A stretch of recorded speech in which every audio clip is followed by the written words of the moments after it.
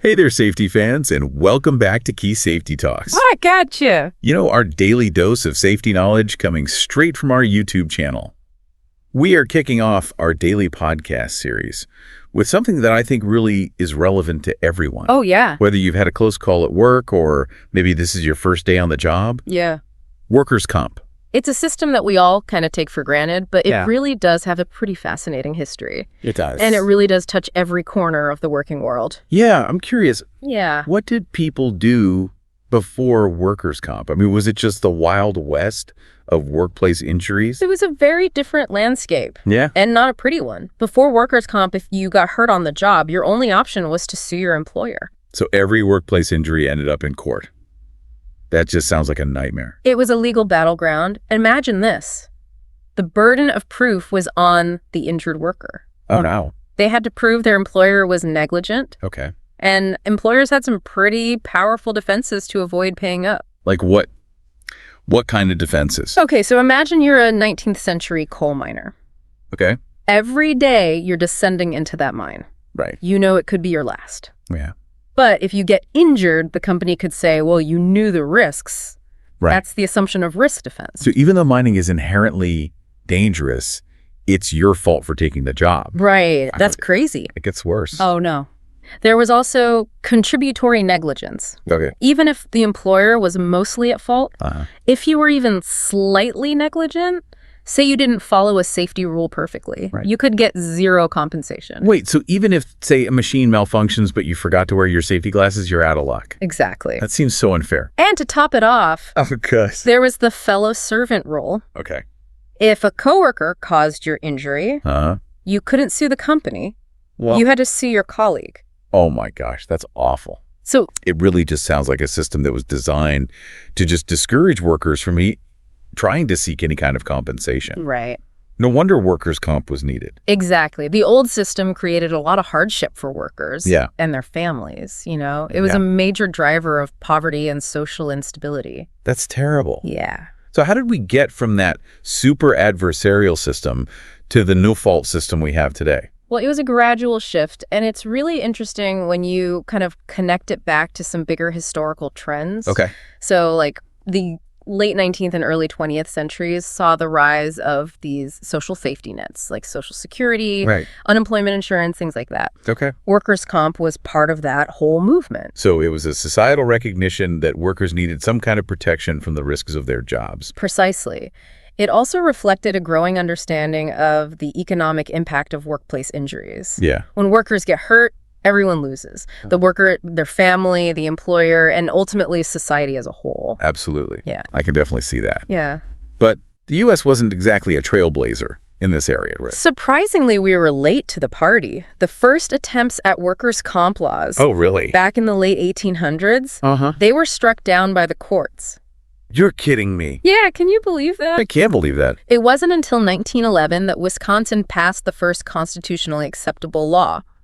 Wow. So it's amazing to think that something we consider so fundamental today was once like so fiercely contested. It highlights how workers' rights have been hard fought Yeah, and how important it is to understand the history behind these protections. for sure. So workers' comp today aims to create a fairer, more efficient system. But what exactly are the goals? It's more than just handing out money, right? You're right, it's multifaceted. The primary goal, of course, is to replace lost income for workers who are injured on the job. Okay. This provides a safety net while they recover. So it ensures that they can pay their bills, Exactly. put food on the table even if they can't work. What else? Another crucial goal is to cover all necessary medical expenses related to the injury. That includes everything from doctor visits to surgeries to long-term rehabilitation. So it takes that burden off of the worker Yeah, and makes sure they can get the best possible care. exactly. And this leads to another key goal: helping injured workers return to work as quickly and safely as possible. Okay. This often involves rehabilitation programs Right. designed to help workers regain their skills and abilities. So it's not just about compensation. Right. It's about helping them get back to a productive life. Precisely. And there are goals that benefit both the worker and society as a whole. For example, workers' comp aims to relieve the burden on public and private charities that used to support injured workers. Okay. Yeah, so instead of relying on donations or going into debt, workers have this dedicated system to support them during a difficult time. That makes sense, yeah. Right. And by making employers financially responsible for workplace injuries, workers encourages them to invest in safety and accident prevention. Okay, so it's a built-in incentive to make the workplace safer for everyone. Exactly. It's a win-win situation. Safer workplaces lead to fewer injuries, lower costs, more productive workforce. So everyone benefits. Yeah. That makes a lot of sense. Yeah. But who exactly is covered by this safety net? Is it every worker in every job? You'd think so, right? Yeah. But surprisingly, only about 90% of workers are covered. Row. There are some exclusions, and they can vary from state to state. Who falls outside that 90%? So certain types of workers are often excluded, like agricultural workers, domestic workers, independent contractors, Okay. and even some small business employees. Wow. Yeah. So there's some gray areas there depending on where you work and what you do. Right. And what about the definition of a job-related injury? Is it always a clear-cut case? It's more nuanced than you might think. Okay. And it has evolved over time. It's not just about physical injuries anymore. Oh, really? What else is considered a job-related injury these days? Well, in many states, it now includes things like mental stress and even certain occupational diseases that are linked to the workplace. So a high-stress job that leads to anxiety, or a factory worker who develops some kind of lung condition because of exposure to chemicals Exactly. that could be covered? Exactly. It reflects a growing understanding that the workplace can impact our well-being in a lot of different ways. That's really fascinating. Yeah. But how do they actually decide how much compensation somebody receives? Is there some magic formula? It's not magic, but it is complex. Good. The amount can vary depending on the severity of the injury and the state you live in, but in general, there are 4 types of disability recognized under workers' compensation. Okay, I'm all ears. All right, so first you have temporary total disability. Go. This is for workers who are completely unable to work for a limited time. Okay. They typically receive a percentage of their lost wages. So like paid medical leave while you recover. Exactly. Well. Then there's temporary partial disability. This applies to workers who can return to work, but they might have some limitations. Okay. Maybe they can only work fewer hours, or they need lighter duties. Right. And they typically receive a portion of the difference between their pre-injury earnings and their current earnings. So bridging the gap between their old and new income. Exactly. Gotcha. What about more serious cases? Long term. That's where permanent partial disability comes in. Okay. This is for workers with a permanent impairment, like losing a limb or having significantly reduced function. Okay. Benefits are based on the severity of that impairment and how it impacts their future earning capacity. So recognizing that some injuries have lasting consequences Exactly. on someone's ability to earn a living. Right. And finally, we have permanent total disability. Okay. This is for workers who are completely and permanently unable to work due to their injury. Right. In these cases, they typically receive ongoing benefits for the rest of their lives. Wow. So it sounds like the system tries to be really comprehensive in covering different types of injuries Yeah, and their long-term effects. absolutely. But who actually foots the bill for all of this? That's where workers' compensation insurance comes in. Okay. Employers are usually required to carry this insurance to cover their employees. So it's not coming out of our taxes. Right. It's a cost of doing business. Exactly. Interesting. How does this insurance thing actually work? Well, there's a few different models. Okay. In some states, there's a state-run insurance fund Okay. that employers can buy into. All right. So it's like a public option for workers' comp. Exactly. Other states allow employers to purchase workers' comp insurance from private insurance companies. Okay. It's like any other business insurance. So they shop around, find the best deal. Exactly. Okay. And for very large companies with lots of resources, there's this option of self-insurance. Oh, wow. They set aside their own funds to cover potential workers' comp claims. So they become their own insurance company. Right. It is. That's wild. It's only feasible for companies with deep pockets and a really strong understanding of risk management. For sure. Yeah. But how do they decide how much these insurance premiums cost? Is it just like a flat fee for every company? Not at all. The costs can vary wildly based on a number of factors. Like what? One of the biggest factors is the industry. Sorry? Certain industries are inherently riskier than others. Right. Construction or manufacturing. Exactly. That's going to cost more than an office job. Exactly. More hazards, more potential for accidents, higher costs. Right. Okay. But there are other things that can influence the price too, even within the same industry. Okay, like what? A company's safety record Makes sense. can significantly impact their insurance costs. So if they have a history of accidents, their premiums are going to go up. Exactly. Insurance companies use something called experience rating Okay. to adjust premiums based on a company's past claims history. So they're rewarded for good behavior. Exactly. It's a way of rewarding companies with good safety records with lower rates Right. and encouraging those with less stellar records to improve. So there's a financial incentive to prioritize safety. Exactly. It's a smart business move that also happens to be good for workers. Absolutely. And speaking of doing the right thing, let's talk about a side of workers' comp that isn't always so straightforward. Yeah. Fraud. Oh, yeah. It's hard to believe. Yeah. But some people really try to cheat the system. Oh, yeah. What's like the most outrageous fraud attempt you've ever heard of? Oh, I've got a story for you. Okay. There was this case where this guy claimed he injured his back at work, said he couldn't lift anything heavier than a feather. Oh my gosh. Turns out he was moonlighting as a professional wrestler in his spare time, body slamming opponents left and right. No way. Yeah. You're kidding. Security footage from the wrestling match became Exhibit A in his fraud case. He got caught. He ended up facing criminal charges and had to repay all the benefits he'd received. Wow. Talk about getting pinned. Oh, yeah. It seems like people get pretty creative with their fraud attempts. What are some of the other common tactics people try to use? Well, on the employee side, exaggerating injuries is a classic. Right. You know, they might bump a bruise into a broken bone or claim they can't work when they're actually capable. Right. Another common one is claiming an injury happened at work when it actually occurred elsewhere, like maybe playing sports or doing home repairs. I guess the thinking is, hey, the company has insurance. Why not take advantage? Right. But what about employers? Yeah. Do they ever engage in fraudulent activities? It does happen, Okay. though it's less common. One tactic is classifying workers to pay lower premiums, Okay. like classifying a construction worker as a clerical worker to get a cheaper rate. Oh, that's so sneaky. It is. Are there any other ways that they try to cheat the system? Sometimes they'll underreport payroll to reduce their premiums. Really? So basically, they're making it look like they have fewer employees or they're paying them less than they actually do. Wow. It's all about trying to save a buck, Yeah. even if it means breaking the law. So it's a two-way street It is. when it comes to fraud. But how do they catch these folks? Do they have like a special workers' comp police force? Not quite. Okay. But there are specialized investigators Right. who work for insurance companies and state agencies. Right. They're trained to spot these red flags and uncover fraud. That's interesting. It's a bit like detective work. Yeah. They might conduct surveillance, Oh, wow. interview witnesses, review medical records to verify a claim.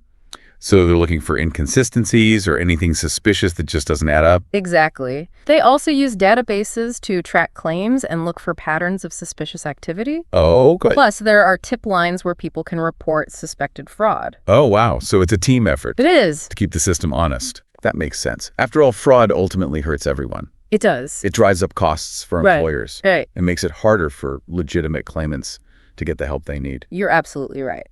Now let's shift gears a little bit. We've talked about what happens when things go wrong, Right. but what about preventing injuries in the first place? That's the best case scenario. It is. But workplaces can be hazardous. What are some things employers can do to make their workplaces safer? Well, creating a strong safety culture is essential. This means making safety a core value, not just a box to check. Right. It starts with leadership setting the tone Okay. and demonstrating a real commitment to safety. So it's not just about having a safety manual. Right. It's about really making safety part of the company's DNA. Exactly. It involves regular safety training, clear communication about hazards, providing the right equipment for the job. So investing in both knowledge and tools Right. is really key. But what about those like inevitable human factors? Yeah, Fatigue, stress, complacency. How do you address those? that's where ergonomics comes in. Okay. It's about designing the workplace and tasks Uh-huh. to minimize physical strain and reduce the risk of injuries. Okay. Think adjustable workstations, Right. ergonomic chairs, tools designed to reduce force and repetition. So fitting the work to the worker not the other way around. Exactly. And it's not just about physical well-being. Right. A healthy workplace also considers mental stress, too. That's a good point. Providing resources for stress management and mental health support Yeah. is becoming increasingly important. Yeah, we often focus so much on the physical safety. Right. But mental well-being is just as crucial. It is. But even with the best efforts, accidents can still happen. Right. What happens if an injury is caused by someone or something outside the employer-employee relationship? That brings us to the fascinating area of third-party lawsuits. Let's say a worker is injured by a faulty piece of equipment, Right. maybe due to a manufacturing defect. They can sue the manufacturer, the third party, Okay. while still receiving workers' comp benefits. Wait, so they can potentially get compensated from two sources? It's not always a double payout. If the worker wins the lawsuit, the employer or their insurer often has the right to be reimbursed for the benefits they've already paid. Okay, so that makes sense. Yeah. So it makes sure that the responsible party ultimately bears the cost. Exactly. But how does this work in practice? Got any real-life examples? Absolutely. Remember the Deepwater Horizon oil spill back in 2010? Oh, yeah. That was a tragic example of a workplace accident involving multiple companies, Right. workers who were injured in the explosion and the subsequent events. Uh, They could sue BP, the wells operator, right. even while receiving workers' comp benefits from their own employers. Wow, that's a really powerful example of how third-party lawsuits Yeah. can add another layer of complexity, especially in these large-scale accidents. It highlights the importance of understanding all potential avenues for compensation and seeking legal counsel when facing those situations. Absolutely. Well, we've covered a lot of ground today. We have. From those, dark days before workers' comp to the complexities of these third-party lawsuits. Yeah. But what about the future? Yeah. How will workers' comp adapt to a rapidly changing work environment? That's the million-dollar question. Technology is transforming work as we know it, and workers' comp needs to keep pace. Yeah.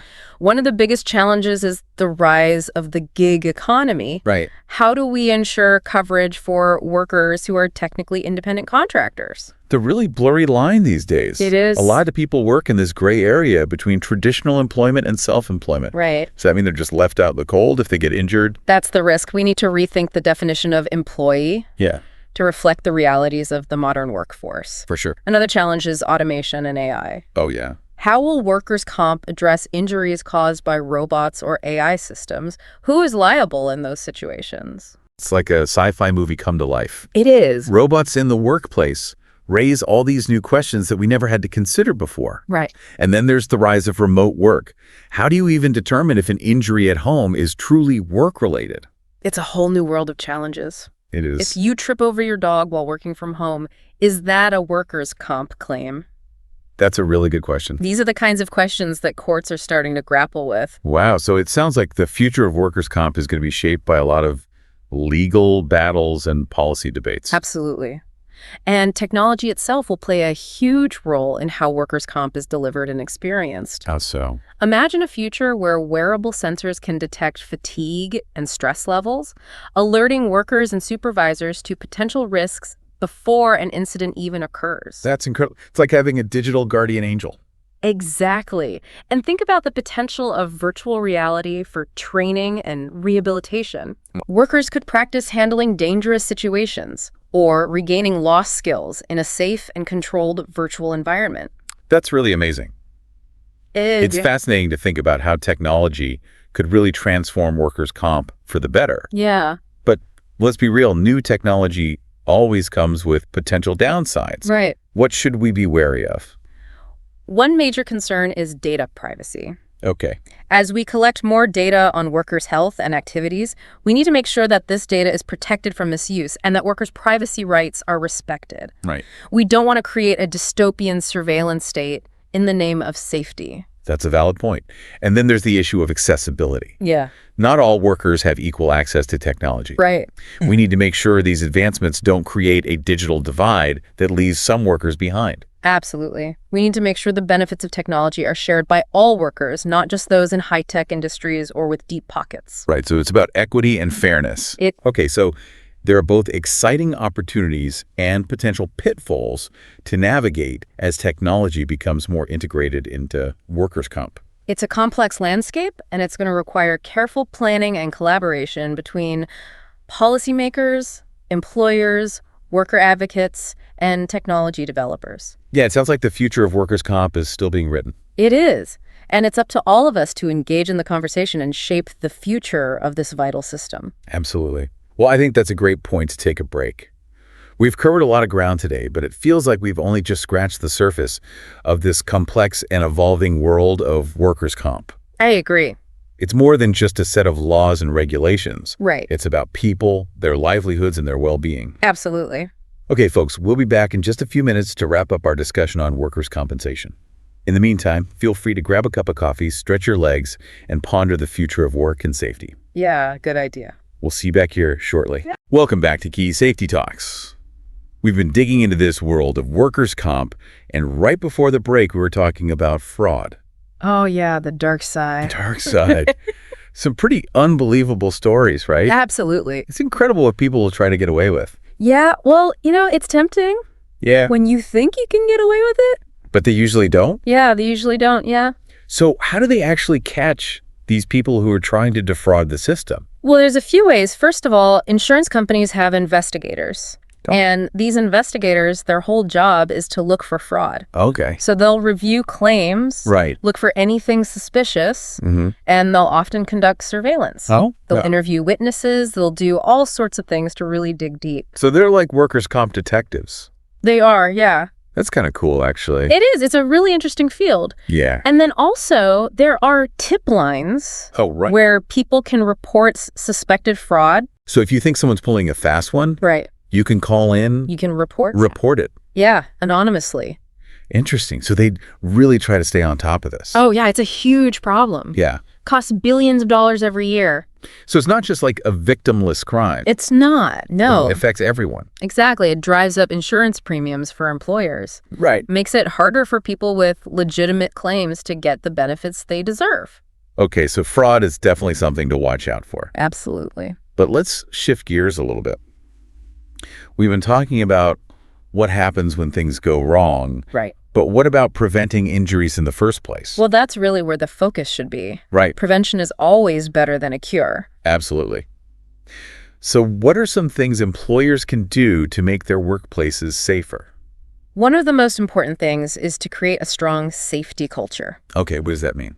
It means making safety a core value, Okay, not just a box to check. right. It starts with leadership, setting the tone, Okay, and demonstrating a real commitment to safety. so leading by example. Exactly. It involves things like regular safety training, Right. clear communication about hazards, and providing the right equipment for the job. So investing in both knowledge and tools Absolutely. is really key. But what about those kind of inevitable human factors? Right. Fatigue, stress, complacency. How do you address those? That's where ergonomics comes in. Okay, tell me more.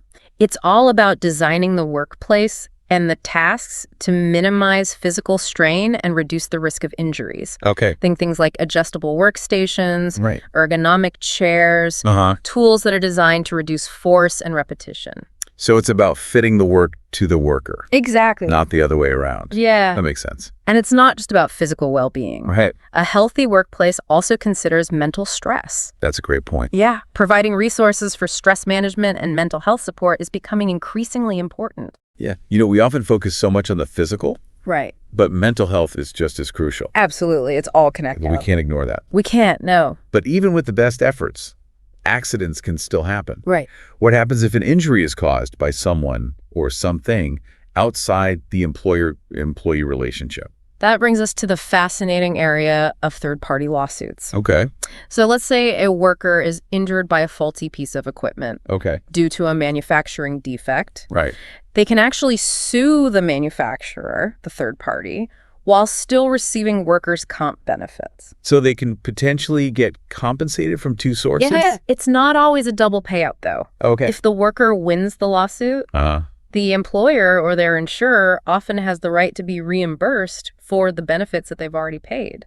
Okay. Yeah, so it kind of balances things out. So it ensures that the responsible party is the one who ultimately pays. Exactly. But how does this work in practice? Got any real-world examples? Absolutely. Remember the Deepwater Horizon oil spill back in 2010? Oh, yeah. How could I forget? That was a tragic example of a workplace accident that involved multiple companies. Right. Workers who were injured in the explosion and the subsequent events, they could sue BP, the well's operator, Right. even while receiving workers' comp benefits from their own employers. Wow, that's a powerful example of how these third-party lawsuits can add another layer of complexity. Yeah. Especially in these large-scale accidents. Absolutely. And it highlights the importance of, understanding all the potential avenues for compensation and seeking legal counsel when facing those kinds of situations. Oh, sure. Well, we've covered a lot of ground today, from the dark side of fraud to the complexities of these third-party lawsuits. We have. But what about the future? How will workers' comp adapt to this rapidly changing work environment that we're in? That's the million-dollar question. Technology is transforming work as we know it, and workers' comp is going to have to keep up. Yeah, for sure. One of the biggest challenges is going to be the rise of the gig economy. Right. How do we ensure coverage for workers who are technically independent contractors? It's such a blurry line these days. It is. It is. So many people work in that gray area between traditional employment and self-employment. Exactly. But does that mean they're just left out in the cold if they get injured? That's the risk. We need to rethink the definition of employee to reflect the realities of the modern workforce. Right. Another challenge is going to be automation and AI. Oh, of course. How will workers address injuries that are caused by robots or AI systems? That's a good question. Who's liable in those situations? Yeah, it's almost like a sci-fi movie come to life. It is. Robots in the workplace raise all these new questions that we never had to think about before. It's a whole new frontier. Yeah, it is. And then there's the rise of remote work. Oh, yeah. How do you even determine if an injury at home is truly work-related? It's a whole new world of challenges. It is. I mean, like, what if you trip over your dog while you're working from home? Right, exactly. Is that a workers' comp claim? These are the kinds of questions that courts are starting to grapple with. Wow. So it sounds like the future of workers' comp is going to be shaped by a lot of legal battles and a lot of policy debates. Absolutely. And technology itself is going to play a huge role in how workers' comp is delivered and experienced. In what way? Imagine a future where wearable sensors can detect fatigue and stress levels, Okay. alerting workers and supervisors to potential risks before an incident even occurs. Oh, wow. So it's like a digital guardian angel. Exactly. And think about the potential of virtual reality Right. for training and rehabilitation. Oh, yeah. Workers could practice handling dangerous situations or regain lost skills in a safe and controlled virtual environment. That's incredible. It is. It's really exciting stuff. It's fascinating to think about how technology could transform workers' comp for the better. It is. But let's be real, new technology always comes with potential downsides. It does. What are some things that we should be wary of? One major concern is data privacy. Okay. As we collect more data on workers' health and their activities, Right. we need to make sure that that data is protected from misuse For sure. and that workers' privacy rights are respected. We don't want to create a dystopian surveillance state in the name of safety. We don't know. And then there's the issue of accessibility. Yeah. Not all workers have equal access to technology. Right. So we need to make sure these advancements don't create a digital divide Absolutely. that leaves some workers behind. We need to make sure the benefits of technology are shared by all workers, Right. not just those in high-tech industries or with deep pockets. So it's about equity and fairness. It is. It is. Okay, so there are both exciting opportunities and potential pitfalls to navigate as technology becomes more and more integrated into this workers' comp system. It's a complex landscape, and it's going to require careful planning and collaboration between policymakers, employers, worker advocates, and technology developers. Yeah, it sounds like the future of workers' comp is still being written. It is, and it's really up to all of us to kind of engage in the conversation and shape the future of this really vital system. Absolutely. Well, I think that's a great place to wrap up our discussion on workers' compensation today. I agree. We've learned about its fascinating history, We have. the challenges of fraud, and those complex legal issues surrounding third-party lawsuits. And all the exciting possibilities for the future. Exactly. And we've really only just scratched the surface. Yeah, this is just the beginning. It's a topic that deserves a lot more attention and discussion. So I really encourage our listeners to keep learning, Absolutely. keep asking questions, Yeah. and keep advocating for a safer and more just workplace for everyone. Couldn't have said it better myself. Well, thanks for joining us on this episode of Key Safety Talks. We'll be back again tomorrow with another deep dive into a different safety topic. Looking forward to it. Until then, stay safe, stay informed, and keep those safety conversations going. See you next time. Welcome back to Key Safety Talks. We've been talking all about workers' compensation. It's a system designed to protect both employees and employers. And before the break, we were discussing all the potential of technology to kind of, revolutionize workers' comp, but also some of the potential pitfalls that go along with that. It's all about balance, right? Yeah. We need to harness technology to make the system more efficient and really focus on the workers, but we also need to make sure we don't compromise privacy or create these new inequalities. Yeah. How do we strike that balance? I mean, what are some concrete steps that we could actually take to build a better workers' comp system for the future? Well, first and foremost, we really need to address that coverage gap for gig workers. Right. We might need to go back and redefine what employee means. Yeah. Or create some new legal frameworks to ensure that these workers have access to the same protections as traditional employees do. Yeah, I mean, that makes sense. We can't have a whole segment of the workforce that's just completely vulnerable because their work arrangement is different. Exactly. And when it comes to AI and automation, we're going to need to clarify liability. Right. If a worker is injured by a robot, who's responsible? Right. Is it the robot manufacturer? Is it the software developer? Is it the employer? Right. These are really complex legal questions that we need some clear answers to. It's like a whole new frontier of legal precedents that are just waiting to be established. It is. And then you've got the whole rise of remote work. Yeah. I mean, how do we even determine what constitutes a work-related injury when the workplace is somebody's home?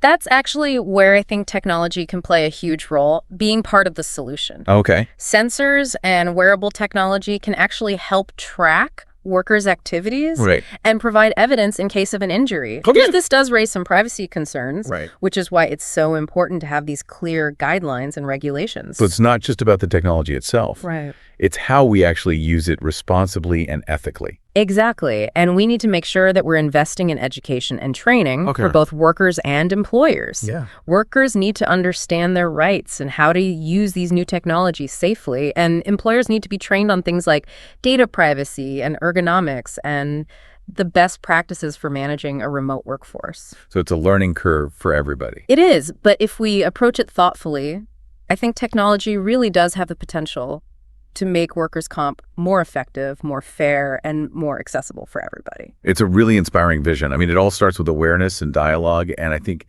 by talking about these issues and sharing knowledge and advocating for positive change, we can really create a future of work that is safer and healthier for everyone. Absolutely. It's a collective effort. Yeah. Workers, employers, policymakers, technologists. Everyone. We all need to work together to build a workers' comp system that truly meets the needs of a 21st century workforce. Well said.